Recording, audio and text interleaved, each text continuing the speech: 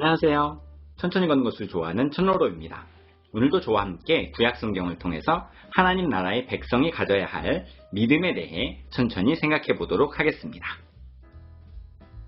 지난 시간에는요, 10계명의 네 번째 계명인 안식일에 대해서 생각해 보았습니다. 안식일은 아무 일도 하지 않는 날입니다. 6일 동안은 열심히 일하고 7번째 날에는 쉬는 것입니다. 이것은 육신적으로 쉼이 필요한 피조물의 한계를 하나님께서 미리 아시고 쉼을 선물로 주신 것입니다. 이 쉼은요, 피조물 모두에게 주신 하나님의 선물입니다. 그렇기 때문에 나만 쉬는 것이 아니라 이웃과 함께 그리고 자연과 함께 쉼을 누린다는 마음을 가지고 실천한다면 더욱 뜻깊은 날이 될 것입니다. 하지만 육신만 쉬어서는 안 됩니다. 영적으로도 쉼을 누려야 하기 때문입니다. 우리는 영적인 존재로 창조되었습니다. 그렇기 때문에 인간은 하나님의 영이 우리 가운데 충만할 때 참된 쉼을 누리게 됩니다. 그래서 오랜 전통 속에서 주일을 거룩하게 구별해서 예배를 드리고 있습니다. 우리는 예배를 통해서 살아계신 하나님의 영으로 충만하게 채워져서 영혼의 안식을 누리는 은혜가 있는 날이 되기를 바랍니다. 그러나 안식일을 거룩하게 구별한다는 것은 날짜만 구별하는 것이 아닙니다. 우리의 삶도 거룩하게 구별되어야 함을 함께 의미합니다.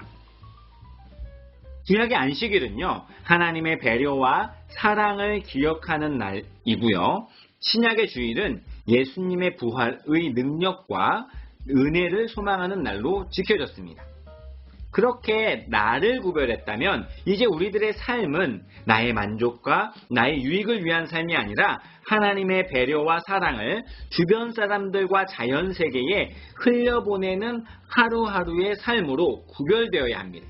또한 세상에 주는 소망으로 사는 것이 아니라 예수님의 부활을 통해 주신 하나님 나라에 대한 소망으로 살면서 그 소망을 매일매일 전하는 삶으로 구별되어야 할 것입니다. 오늘은요, 10계명의 10번째 계명인 탐심에 대해서 천천히 생각해 보도록 하겠습니다. 10번째 계명에서는 이웃의 집과 그 소유를 탐내지 말라고 명령하고 있습니다. 이것은 마음에 관련된 부분으로 일반적인 세상의 법보다 훨씬 높은 수준의 윤리적 자세를 요구합니다.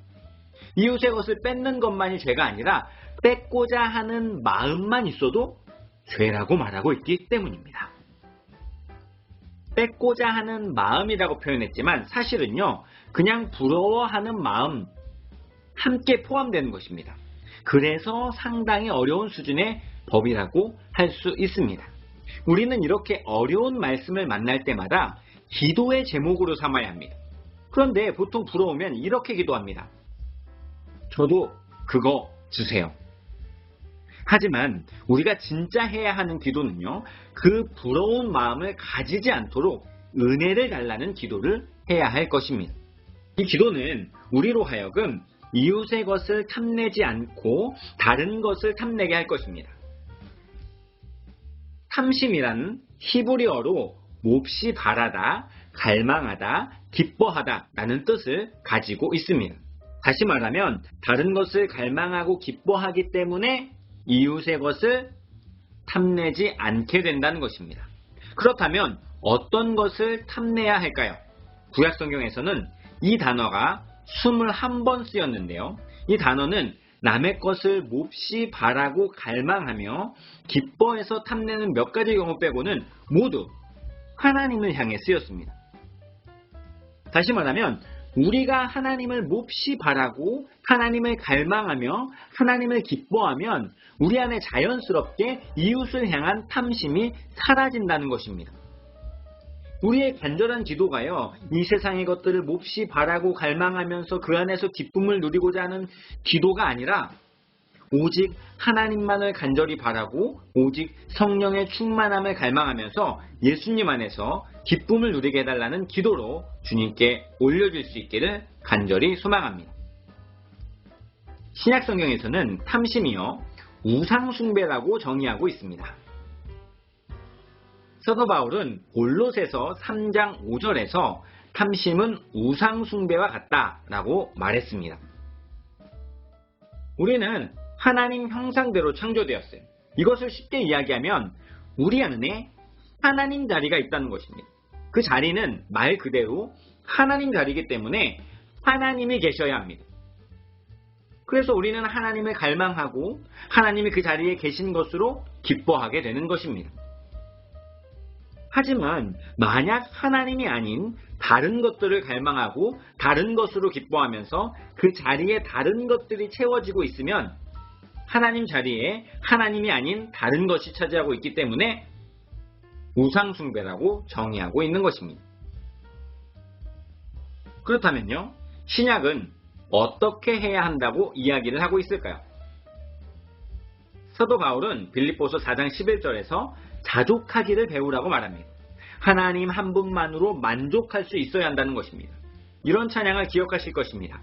주님 한 분만으로 나는 만족해 나의 모든 것 되신 주님 찬양해. 아멘.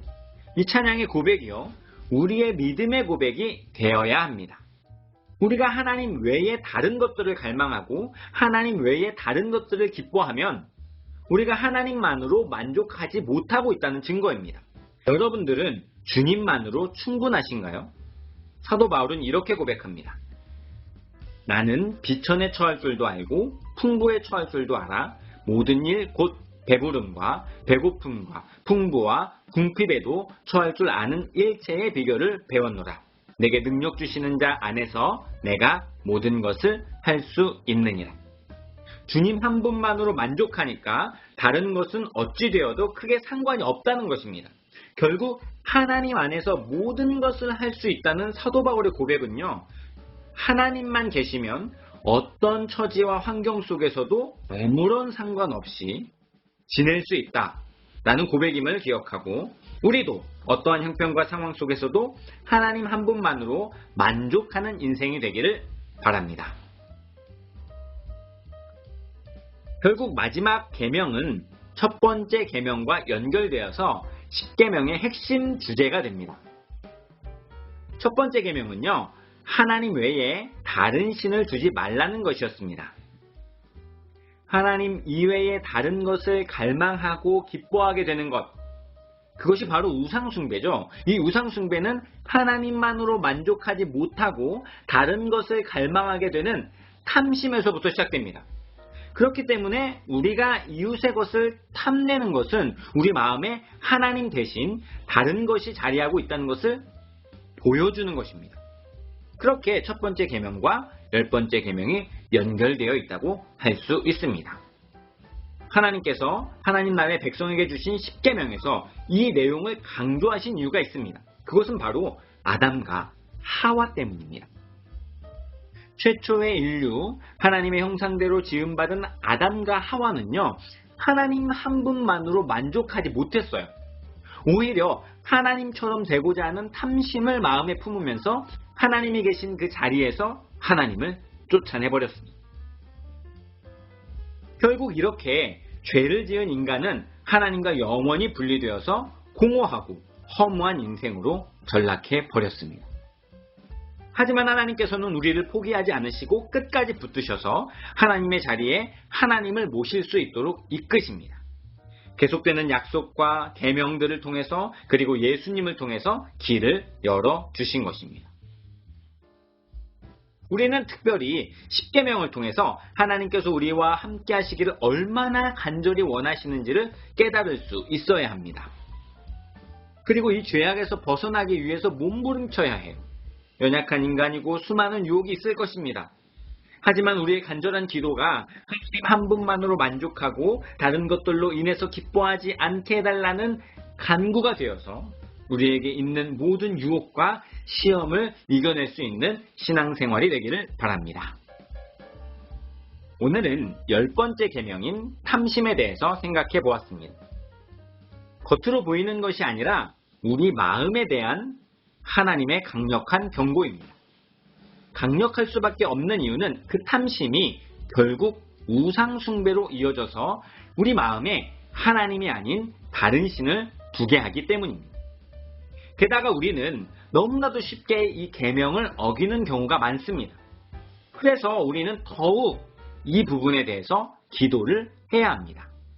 우리 안에 탐심이 사라지도록 하나님 한 분만으로 만족하도록 오직 하나님만을 갈망하고 하나님만을 기뻐하는 삶이 되도록 기도할 때에 하나님께서 응답하셔서 하나님께서 주신 십계명을 잘 지켜나가는 저와 여러분들이 될 수 있기를 주님의 이름으로 간절히 소망합니다. 지금까지 천천히 걷는 것을 좋아하는 천로로였습니다.